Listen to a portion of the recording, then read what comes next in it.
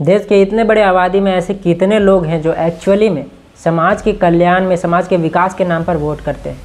शायद बहुत कम। मैं सबको नहीं बोल रहा हूँ, पूरी आबादी में बहुत से ऐसे लोग हैं जो ऐसा करते हैं।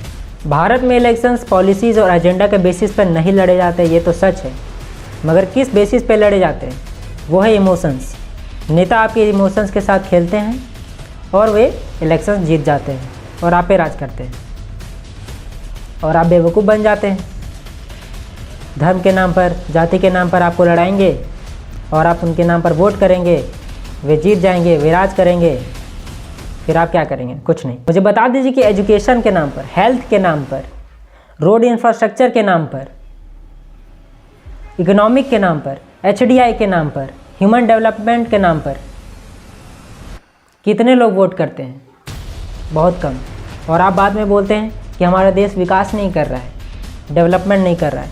आप ही की वजह से तो नहीं कर रहा है। जब आप इन सब मुद्दों के नाम पर वोट ही नहीं देते हैं तो आप एक्सपेक्ट क्यों कर रहे हैं, ये उम्मीद ही क्यों कर रहे हैं कि आपका डेवलपमेंट होगा, आपके सोसाइटी का, आपके एरिया का डेवलपमेंट होगा, विकास होगा? जब आप उन टॉपिक्स के बेसिस पर वोट ही नहीं कर रहे हो तो गलती तो ये साफ साफ आपकी ही है। आप 1000, 500, 1200 या कुछ चंद रुपयों के चलते वोट कर देते हो और बाद में बोलते हो कि हमारा देश विकास ही नहीं कर रहा है, नेता कुछ काम नहीं कर रहा है, विधायक कुछ काम नहीं कर रहा है, सांसद कुछ नहीं किया है। तो ये सरासर तो गलती आप ही की है ना, हमारे आपके लोगों जैसे की ही है, आम जनता का ही है। बात चुनाव की आई है तो झारखंड के बारे में ज़रूर ही बोलेंगे, झारखंड से, क्योंकि हम खुद हैं। और एक तरफ JMM है, एक तरफ BJP है। JMM यहाँ पे मैया सम्मान योजना पे 1000 रुपये दे रही है और गोगो दीदी योजना के नाम पर BJP जो है वो चुनावी वादा कर रही है कि 2000 रुपये देगी। 1000-2000 में क्या होता है आजकल?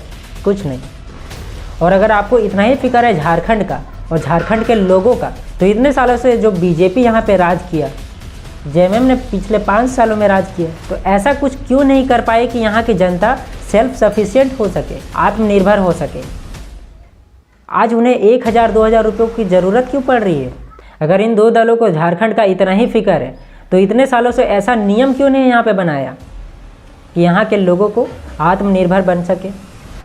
क्या इन्हें झारखंड सिर्फ चुनावी समय पर याद आता है या फिर खनिज संपदा निकालने का जब बात आता है तब इनको झारखंड का नाम याद आता है? पिछले 2-3 सालों में झारखंड की राजनीति में बहुत बड़ा बदलाव आया है और यहाँ के झारखंड के लोग अब बदलाव चाह रहे हैं, क्योंकि अब ऐसे नहीं चलेगा। झारखंड में नया नियम, नया नीति बनाना पड़ेगा यहाँ के लोगों के वेलफेयर के लिए, यहाँ के लोगों की भलाई के लिए।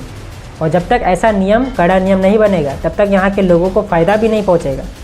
ये तो पिछले 3 सालों में झारखंड के लोगों के कानों तक ये खबर अच्छे से पहुँच ही गई होगी। तो क्या आप बदलाव के नाम पर वोट करना चाहेंगे? कमेंट में ज़रूर लिखें। धन्यवाद।